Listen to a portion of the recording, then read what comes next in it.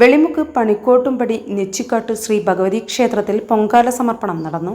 ക്ഷേത്ര തിരുമുറ്റത്തും പരിസരത്തുമായി 360ഓളം പൊങ്കാല ദേവിക്ക് സമർപ്പിച്ചു.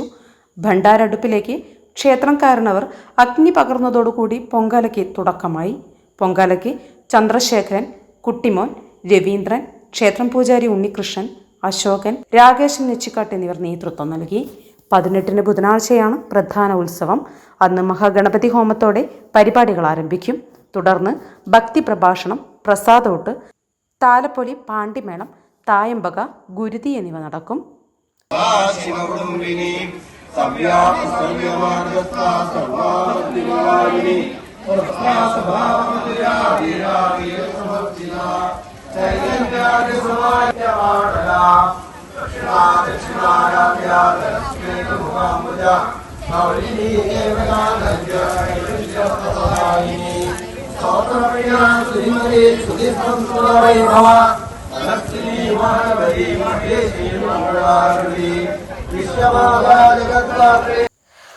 പരപ്പനാടൻ പൾസ്, മുന്നിയൂർ.